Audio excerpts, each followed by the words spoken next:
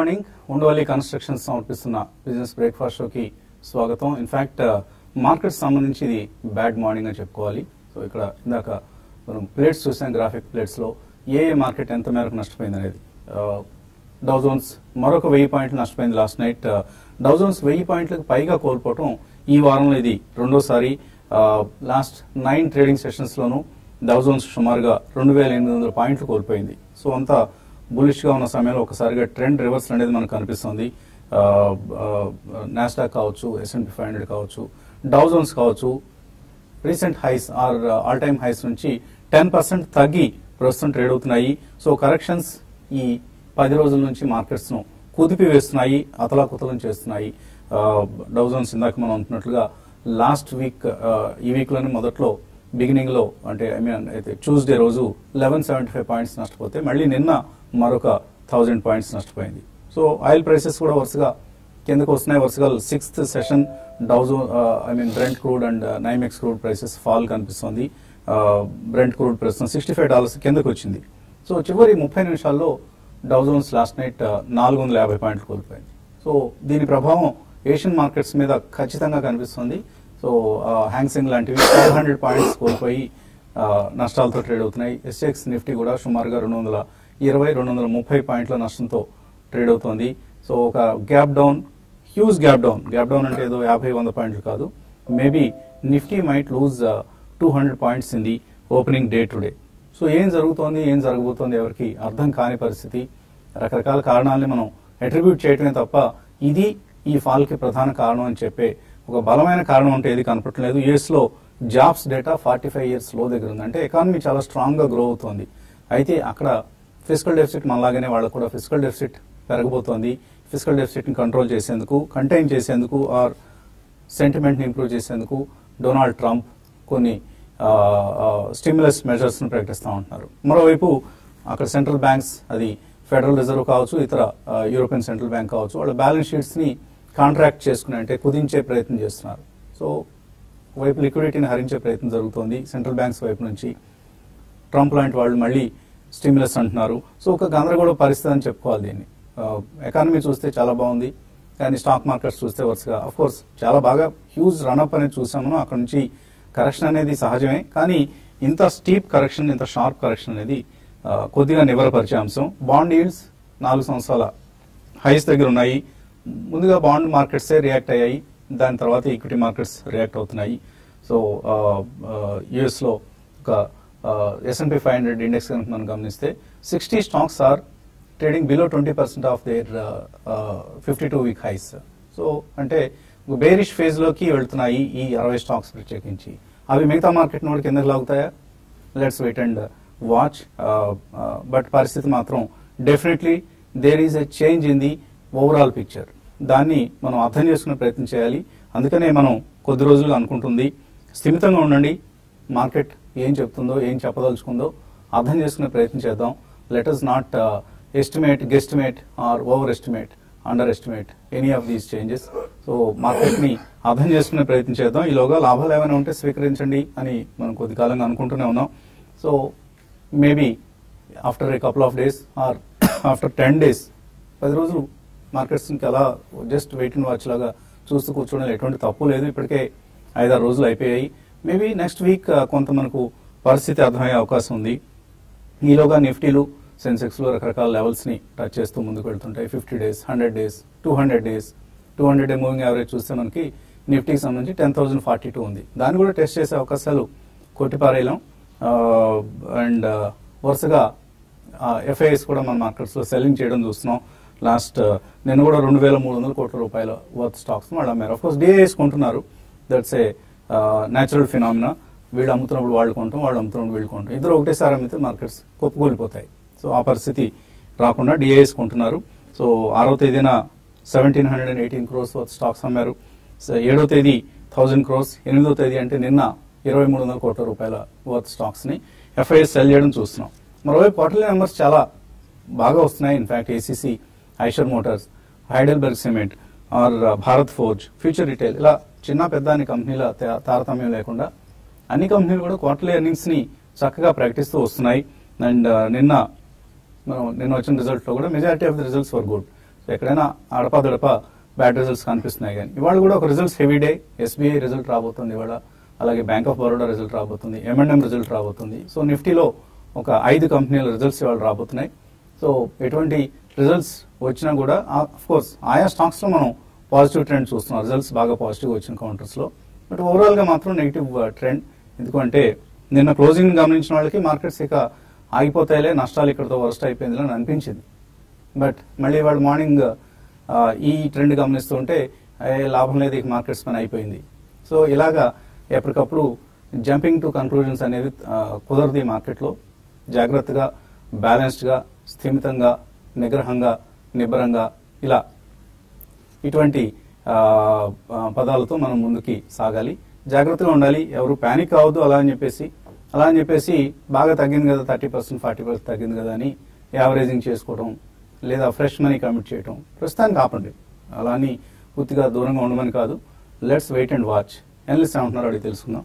So చాలా గందరగోళ పరిస్థితి మనం గమనిస్తున్నాం. అందువల్ల హుటాహుటిని మీరు కూడా ఫ్రైడే రోజు స్టూడియోకి వచ్చారు. సో ఎటువంటి ట్రెండ్ మీరు గమనిస్తున్నారు? మనం మండే నుంచి క్లియర్ గా చెప్తున్నామండి, wait for a week or 10 days market stability వచ్చేదాకా అని చెప్పి. So we still maintain the same stand అండి, బికాస్ ఈ ఫెరోషియస్ కరెక్షన్స్ ఉంటాయని మనం ఎప్పుడు చెప్తుంటాం, అందరం కూడా చెప్తూనే ఉన్నాం. We have to be extremely careful, cautious and watchful అని చెప్పి complete panelist including you opening కామెంటరీలో చాలా స్ట్రాంగ్ ఎవ్రీడే చెప్తూనే ఉన్నారు. So we still maintain the same stand అండి. ఎందుకంటే సడన్లీ సెంటిమెంట్ పరంగా కంప్లీట్లీ గ్లోబల్ సెల్ ఆఫ్ చూస్తున్నాం మనం. యూరోప్ నిన్న ఒక్కొక్క స్టాక్ ఎక్స్చేంజ్ లో మినిమం 1.8 to 3% దాకా అన్ని పడ్డాయి. సో సిమిలర్లీ ఒక్క రోజు ఏదో డౌ జోన్స్ ఆగింది, కానీ Nasdaq has been following for almost 9 days continuously. So tech stocks చాలా అందులో ఆకర్షణకి అంటుకుంటున్న సమయంలో కంప్లీట్లీ ఇందాక మీరు మెన్షన్ చేశారు, that's a very valid and good point అండి. 60 స్టాక్స్ అమౌంట్ S&P 500 అంటే దే ఆర్ హ్యూజ్ గ్లోబల్ కంగ్లోమరేట్స్, అటువంటివన్నీ కూడా బాగా పడ్డాయి. సో దీని రబ్ ఆఫ్ అనేది ఉంటుంది ఇండియా మీద అని చెప్పారు. నాట్ ఓన్లీ ఇండియా అంటే అక్రాస్ ఏషియా, యూరోప్ అన్ని మార్కెట్స్ కూడా పతనం అయిపోతున్నాయి. సో ఇటువంటి సమయంలో అగేన్స్ట్ ద ట్రెండ్ మనం వెళ్ళి we should not exhibit heroism అండి. యావరేజింగ్ కానివ్వండి, ఫ్రెష్ బై కానివ్వండి, ఏదైనా కానివ్వండి, nothing should be done. We have to be extremely cautious, stay on the side lines and just look at the carnage. ఇంకా ఎంత జరుగుతుంది అనేది మనకు తెలియదు. రాబోయే week or 10 days still maybe by the end of February దాకా కూడా we can be absolutely sitting on side lines. So ఈ కారణం వలన one more very important point you mention is corporate results. Fabulous results వస్తున్నాయండి. కొన్ని companies అయితే out of the world results చూపించాయి. And ఆ కారణం మూలాన మార్చ్ క్వార్టర్ రిజల్ట్ కూడా ఒకవేళ రిపీట్ అయితే ఈ correction should be one of the excellent corrections to use to buy stocks. But probably in the next 10-15 days stability, overall market stability వచ్చింది. ఎందుకంటే 2007 తర్వాత మార్కెట్ పడ్డప్పుడు 2008 January, February it took almost 6 to 8 months for the market to see the bottom. So అలాగే మనకి ఇప్పుడు అంత సమయం పట్టకపోయినా maybe a month or 2. So get ready. Next 10-15 days దాకా మాత్రం తొందరపడాల్సిన అవసరం లేదు, భయపడాల్సిన అవసరం అంతకంటే లేదు. మీరు మెన్షన్ చేశారు. సో ఇన్ మై ఒపీనియన్ నిబ్బరంగా ఉండి make your money ready, just be on the sidelines, be cautious. This is not the end of the world, but definitely this will give a great opportunity. Wait and just watch. So opening ఒక 200-220 points gap down opening indicate చేస్తుంది. అటువంటి opening వస్తే ఏం కొనాలి? Traders పరంగా it's good markets to trade అండి. So probably మనకి every time ఇలాంటి ఈవెంట్స్ అయినప్పుడు every one will say wait and watch and all. It's not that మీరు ఇమీడియట్లీ జంప్ ఇన్ అయి కొనాలని, బట్ ఇట్స్ ఆపర్చునిటీ బై నా ఉద్దేశంలో. ఎందుకంటే చాలా మంది ఇన్వెస్టర్స్ కూడా 11,100 నుంచి ఎవ్రీ వన్ ఆస్కింగ్ కరెక్షన్ వస్తుందా రాదా. సో ఆ much more weighted correction has come. So definite గా 1 year 2 year వ్యూ కరెక్షన్ తో ఆగుతుందా, లేదా మరింత డీపర్ కరెక్షన్ అవుతుందా, లేదా బేరిష్ గా అవుతుందా? నో, బేరిష్ అవ్వాలి అంటే I think it should close below 10,038. 200-day moving average కింద క్లోజ్ అవుతూనే బేరిష్ అండి. సో అప్పటి వరకు బై ఆన్ డిప్స్ కానీ డెఫినెట్లీ చార్ట్స్ చెప్తాయి. Only thing time period returns ఎంత వస్తాయి అనేది ఇమీడియట్లీ మనం చెప్పలేం. ఎందుకంటే లాస్ట్ టైం కూడా మనకి 100-day moving average reverse out అని చూసాం. అండ్ మొన్నటి లో చూస్తే కనుక 10,276 ప్రాబ్లీ ఎక్స్టెండింగ్ బాటమ్ అయింది కాబట్టి ప్రాబ్లీ 10,276 కింద క్లోజ్ అవుతేనే మళ్ళీ నెక్స్ట్ వీక్నెస్ ఉండే ఛాన్స్ ఉంది. బట్ డెఫినెట్ గా 10,036 దగ్గర స్ట్రాంగ్ బేస్ ఉందండి. సో రిస్క్ టు రివార్డ్ ఇక్కడ నుంచి తక్కువ ఉందని చెప్పొచ్చు. అఫ్ కోర్స్ 10,576 ఉంది. మొన్నటి లోస్ వస్తే కనుక అక్కడి నుంచి 200 పాయింట్ రిస్క్ ఉంటుంది. Maybe 400-450 points reward probably short term లోనే వచ్చే ఛాన్స్ కూడా ఉంటుంది. ఎందుకంటే వన్ డే 300 పాయింట్స్ డౌ, మనది కూడా ఆల్మోస్ట్ 200 పాయింట్స్ నిఫ్టీ పెరగడం చూస్తున్నాం. సో ఈ నేపథ్యంలో స్ట్రాంగ్ చార్ట్స్ ని డెఫినెట్లీ కొనొచ్చు. సో మనం కంటిన్యూస్లీ చెప్పే స్టాక్స్ వీ కెన్ ఫండమెంటలీ కానీ టెక్నికలీ కానీ they can't go wrong. Stocks like Tata global, okay ఇక్కడ మనం కొన్నాక 10%, 15%, 20% పడవచ్చు. But definitely 1 year time margin తోటి 30% పడ్డాక కూడా అప్ సైడ్ మనకి 40-45% రిట్రేస్మెంట్ అయ్యే స్టాక్స్ లాంటివి. మేబీ రేమాండ్ ఒకటి, టాటా గ్లోబల్ ఒకటి, ఫెడరల్ బ్యాంక్ ఒకటి, ఇలాంటి stocks definitely I think one can add in the trading positions అని చెప్పొచ్చు. బట్ ట్రేడర్స్ పరంగా చూస్తే కనుక స్టాప్ లాస్ అనేది కంపల్సరీగా పెట్టుకోవాలి. సో నా ఉద్దేశంలో 10,276 కింద నిఫ్టీ స్టాప్ లాస్ ఉంటుంది అండ్ 25,023 కింద బ్యాంక్ నిఫ్టీ స్టాప్ లాస్ అనేది ఉంటుంది. ఓకే, సో మార్కెట్స్ ఇలా కరెక్ట్ అవుతున్నప్పుడు కోపం వస్తుంది మనకు మార్కెట్స్ మీద. ఏంటి అసలు ఈ పడిపోవడం ఏంటి, ఎప్పుడు పెరగాల్సింది పోయి తగ్గడం ఏంటి, మన పోర్ట్ఫోలియో నష్టాల్లోకి వెళ్ళడం ఏంటి అని అందరూ దూరంగా కూడా ఉంటారు. అసలు చూడరు, రేట్లు చూడాలంటే కొంచెం వాళ్ళకి చాలా ఉత్సాహం ఉండదు కదా. ఈవెన్ మేమందరం కూడా అదే పరిస్థితిలో ఉంటాం. మీతో మాట్లాడుతూనే నా పోర్ట్ఫోలియోలో ఎలా ఉన్నాయి షేర్లు అనేది ఒకసారి ఓపెన్ కాగానే హడావుడిగా చెక్ చేస్తూ ఉంటాను. ఈ 3 రోజుల నుంచి అసలు చూడట్లేదు. నేను నష్టాల వైపు చూడాలంటే భయం కదా, అదే లాభాల్లో ఉంటే ఆనందం. So it's quite natural phenomena, ఏమీ అందులో వరీ కావాల్సిందే లేదు. ఇవన్నీ నేనైతే లాస్ట్ 25 years గా చూస్తూ ఉన్నాను. సో బాలాగారు ఇంకా అంతకంటే ఎక్కువ కాలం చూసినా కూడా మళ్ళీ అలాగే అదే పరిస్థితిలో ఉంటాం. బిగినింగ్ లో ఏ పరిస్థితిలో ఉన్నామో ఇప్పటికీ అదే పరిస్థితిలో ఉంటాం. Basically a psychology. Yes. It's basically a mind game and nobody wants to lose even a single penny. You're Yes. right. Yes.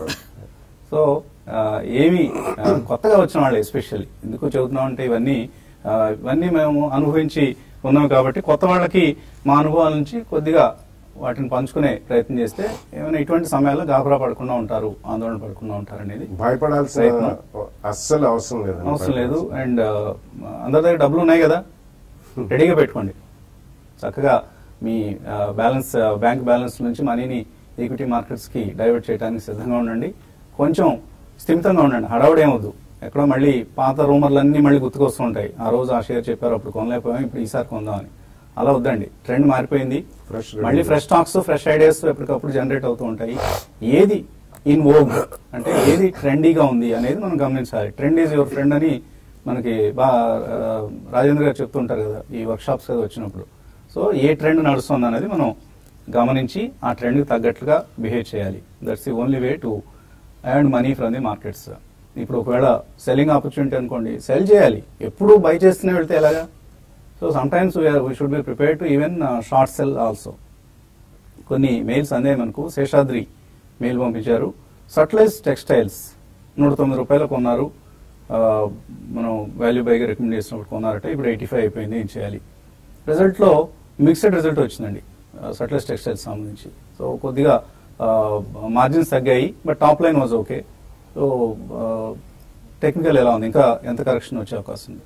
I think in the last November lows చూస్తే కనుక 82.5 ఉందండి. కరెంట్లీ అరౌండ్ 85.5 ఉంది. So maybe ఇంకో 3 rupees దగ్గర strong support అని చెప్పొచ్చు. ఎందుకంటే last 5 months నుంచి 82 నుంచి 120 మధ్యలో ట్రేడ్ అవుతుందని చూస్తున్నాం. But there is lot of cell of in the mid caps కాబట్టి ప్రాబ్లీ అక్కడి నుంచి కూడా కొద్దిగా డిప్ అవ్వచ్చు. సో ఇలాంటి stocks I think 1 year view, 2 year view మీరు తీసుకుని సెకండ్ ప్రైస్ పాయింట్ కూడా యాడ్ చేయాలి. సట్లెస్ మీరు 109 లో కొన్నారు, కరెంట్లీ 85 ఉంది.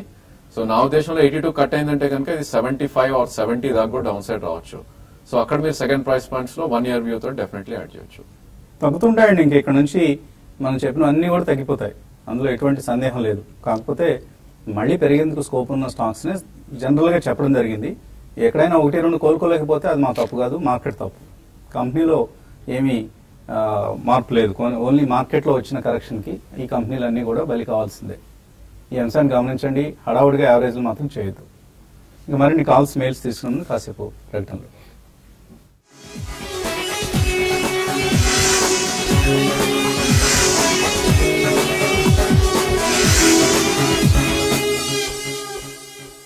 కోసం మార్కెట్స్ సిద్ధమవుతున్నాయి. గ్లోబల్ గా ఒక సెల్ ఆఫ్ అనేది మనం గమనిస్తున్నాం. యుఎస్ మార్కెట్స్ లాస్ట్ నైట్ భారీ నష్టాలతో ముగిశాయి. అలాగే ఏషియన్ మార్కెట్స్ ప్రస్తుతం నష్టాల్లో ట్రేడ్ అవుతున్నాయి. వరల్డ్ వైడ్ మార్కెట్స్ లో ఒక పతనం అనేది మనం చూస్తూ ఉన్నాం. కాలర్స్ లైన్ లో ఉన్నారు. మొదటి కాలర్ విశాఖపట్నం నుంచి Raju. Hello, good morning sir. Morning అండి, అడగండి సార్. ముందుగా మీ అందరికీ చాలా థ్యాంక్ యూ సార్, మంచి ప్రోగ్రామ్స్ కండక్ట్ చేస్తున్నారు. థ్యాంక్ యూ అండి. చెప్పండి. నేను PYT సబ్స్క్రైబర్ 6 months ఫండమెంటల్స్ కి. మ్మ్. హైదరాబాద్ లో మీరు వర్క్ షాప్ కండక్ట్ చేసినప్పుడు వద్దాం అనుకుంటే లాంగ్ అయిపోయింది సార్. మళ్ళీ తిరుపతిలో కండక్ట్ చేస్తున్నారు, అది కూడా మాకు లాంగే. అవునా, సో మీకు ఏమైనా వీలైతే విశాఖపట్నంలో కూడా వర్క్ షాప్ కండక్ట్ చేయండి సార్, ప్లీజ్ అండి. అలాగే అండి, తప్పకుండా అలాగే 2 days కూడా అది ఎంప్లాయీస్ కూడా చాలా మంది అటెండ్ అవుతారు కాబట్టి హాలిడేస్ లోనే ప్లాన్ చేయండి సార్ 2 days కూడా. ఓఎస్. సార్ తర్వాత నా క్వశ్చన్ ఏంటంటే, ఎంప్లాయీస్ కి డిమాట్ అకౌంట్ ఓపెన్ చేసి ఇందులో ఎంతవరకు పార్టిసిపేట్ చేయడం కరెక్ట్, అది కొంతమంది దానికి విరుద్ధం చట్టానికి అని చెప్పేసి అంటున్నారు. చూడండి, అది demat employees demat account open చేసి షేర్ మార్కెట్ లో షేర్స్ కొనడం అమ్మడం ఎంతవరకు కరెక్ట్, అది కొంతమంది కరెక్ట్ కాదని అంటున్నారండి. అదేంటి, ఎంప్లాయీ అయితే ఇన్వెస్ట్ చేయకూడదని ఎక్కడ లేదే. మీరేంటి పబ్లిక్ సెక్టరా ప్రైవేట్ సెక్టరా? పబ్లిక్ సెక్టర్ సార్, పబ్లిక్ అండి. అది government employee. Government employee, okay. Government employees demat account ఉంది, ఇందులో పార్టిసిపేట్ చేయడం అంతవరకు కరెక్ట్, కొంతమంది అది కరెక్ట్ కాదని అంటున్నారు. కరెక్ట్ కాదండి, మీరు ఇన్ఫార్మ్ చేయాల్సి ఉంటుంది. కొన్ని డిపార్ట్మెంట్స్ లో మీరు మీ ఫైనాన్షియల్ అసెట్స్ కి సంబంధించి ఒక డిక్లరేషన్ ఇవ్వాల్సి ఉంటుంది, ప్రతి సంవత్సరం ఇస్తూ ఉంటారు. అది చేస్తే సరిపోతుంది, చేయకూడదంటూ ఎవరు ఎక్కడ నిబంధనలు లేవు. ప్రత్యేకించి పోలీస్ డిపార్ట్మెంట్ లో అయితే వాళ్ళు ఏదైనా వెహికల్ కొన్నా కూడా ఇన్ఫార్మ్ చేయాలి, కారో ఇంకొకటో అసెటో కొనుక్కున్నప్పుడు కూడా. కొన్ని డిపార్ట్మెంట్స్ లో ఇలా మీలాగా షేర్ మార్కెట్ లో ఏదైనా ఇన్వెస్ట్ చేసి సీనియర్ డిఫెన్స్ పర్సనల్ కూడా దేర్ ఇస్ నో రెస్ట్రిక్షన్ అండి. బట్ వసంత్ గారు చెప్పినట్టు just tell them that I'm investing in stock markets, అంతే. That's the only thing. And especially మనకి ఫైనాన్స్ కి సంబంధించిన వాళ్ళకంటే నిబంధనలు ఎక్కువ ఉంటాయి. ఇప్పుడు సపోజ్ మా లాంటి వాళ్ళకి, వసంత్ గారు లాంటి వాళ్ళకి అయితే we have lot of SEBI regulatory ఉంటాయి. ఎవరైనా కానీ స్టాక్ మార్కెట్ లో ఇన్వెస్ట్ చేసుకోవడానికి డిమాట్ అకౌంట్ ఓపెన్ చేసి ఎటువంటి రెస్ట్రిక్షన్ లేదు. Just inform your department that you want invest in stock markets, అంతే. So it's like your fundamental right. ఎవరన్నా కాదు అని అంటే మాత్రం మాకు చెప్పండి, వాళ్ళు పని పడతాం. నెల్లూరు నుంచి శ్రీనివాస్ లైన్ లో ఉన్నారు. Hello sir. నమస్తే సార్. నమస్తే అండి, అడగండి సార్. టాటా మోటార్ DVR 350 రూపాయలు 2 లాట్లు తీసుకున్నాం సార్. ఫస్ట్ 5 లక్షలు ఇచ్చాం సార్. తర్వాత మళ్ళీ ఒక 2 గమ్మంటే తెచ్చామండి. మళ్ళీ ఇంకొకటి ఇవ్వమన్నారు. ఇప్పుడు ఏంటంటే ఇంకో 3 చేస్తారా అండి అంటున్నారు.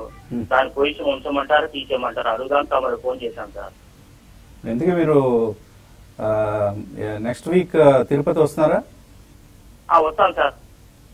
నెల్లూరు వాళ్ళ కోసమే పెట్టాను తిరుపతిలో, తప్పనిసరిగా రండి. నెల్లూరు, చిత్తూరు, కర్నూలు, అనంతపురం, కడప వీళ్ళందరూ తిరుపతి రావాల్సిందే. కరెక్టే సార్. ఇప్పుడు టాటా మోటార్ DVR ఉంచమంటారు తీసేయమంటారు సార్, తమరు చెప్పేదాన్ని బట్టి ఆలోచిస్తాం సార్. సో మీ మార్జిన్ తగ్గినప్పుడల్లా బ్రోకర్ డబ్బులు పే చేయమంటారు, అందులో ఎటువంటి విచిత్రం లేదు.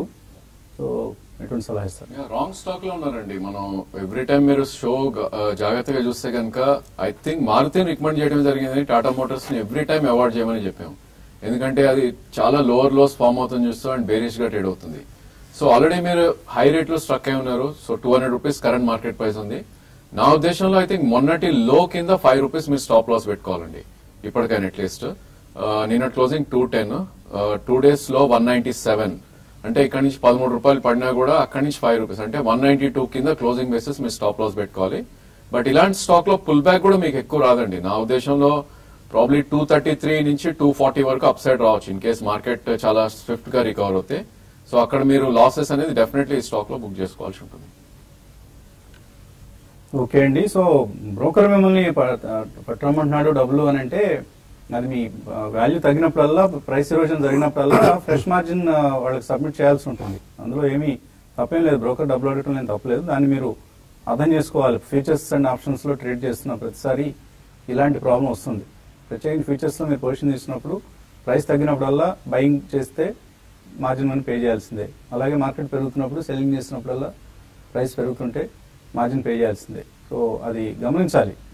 కొన్ని బేసిక్స్ తెలుసుకోవాలండి ముందు. ఇటువంటి పొజిషన్స్ తీసుకున్న ముందు మనం ఒకసారి మీ చేతులు ఎత్తేసి మీ పొజిషన్ సెల్ ఆఫ్ చేసేస్తారు వాళ్ళు, అది కూడా గుర్తుంచుకోండి.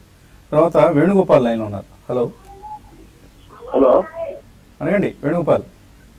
సార్ బాలాగారు నమస్కారం సార్. బాలాగారిని అడగండి ప్రశ్న. Sir RCF REC Arvind pharma sir 10% loss లో ఉంది. ఓకే, ఒకసారి ధైర్యం చెప్పండి. వీటిలో 10% తగ్గి ఉంది కాబట్టి. యా, ధైర్యం అంటే బేసికలీ 10% లాస్ ఇటువంటి మార్కెట్ లో is very normal and it's not a big deal అండి. ఎందుకంటే RCF is a decent company and recently మనకి చాలా మంది ప్రీ బడ్జెట్ చాలా మంది అగ్రి బేస్డ్ స్టాక్స్ లో ఉన్నారు. RCF has perform well recently and of course మీకు REC is a good stock అండి. అన్ని రెండు కూడా గవర్నమెంట్ ఆఫ్ ఇండియాకి చెందిన. అరబిందో ఫార్మా ఉన్న ఫార్మస్యూటికల్ స్టాక్స్ లో దట్ హెస్ బీన్ వీక్ కాబట్టి I think in case you want to shift over ఇక్కడ నుంచి షిఫ్ట్ అయిపోతే బెటర్ అండి. ఎందుకంటే ఓవరాల్ పర్ఫార్మెన్స్ కంపెనీ ఫండమెంటల్స్ పరంగా బాగున్నా కానీ స్టాక్ ప్రైస్ పర్ఫార్మెన్స్ ఫార్మస్యూటికల్ సెక్టరే అసలు బాగాలేదు. నెంబర్ 1. నెంబర్ 2, అరబిందో ఫార్మా చాలా హైలీ లిక్విడ్ స్టాక్. ఇందులో ట్రేడింగ్ చాలా హెవీగా జరుగుతుంది. సో అందులోంచి ఒకసారి బయటకు వచ్చండి. మిగతా రెండు కూడా ట్రేడింగ్ బౌన్సెస్ వస్తే మాత్రం ఒకసారి బయటకు వచ్చి కూర్చోండి. RCF over a longer period of time బాగానే ఉంటుంది and even REC. But Aurobindo Pharma, I think you should come out even in a small loss and get on to something else. దానికి ఇంకా టైం ఉందని 10-15 days తర్వాత ఆలోచించారు. Okay, Narayana Reddy mail పంపించారు. PYT subscription తీసుకున్న వాళ్ళకి వర్క్ షాప్స్కి ఏమీ డిస్కౌంట్ లేదా? 1 year సబ్స్క్రిప్షన్ తీసుకున్న వాళ్ళకి లెట్స్ హ్యావ్ సమ్ 10% డిస్కౌంట్ అండి, అందులో ఏమీ అభ్యంతరం లేదు. అలాగే లేడీస్ ఎవరైనా ఈ సదస్సుకు విచ్చేయదలుచుకుంటే వాళ్ళకు కూడా 10% డిస్కౌంట్ ఆఫర్ చేద్దాం. Let's try to encourage women investor community to grow. So అందువల్ల మన వర్క్షాప్స్కి వచ్చే వాళ్ళందరికీ కూడా లేడీస్కి 10% డిస్కౌంట్ ఉంటుంది. సో మళ్ళీ యూట్యూబ్ ప్రసారంలో కలుసుకుందాం మరికొద్ది క్షణాల్లో. Keep watching TV5.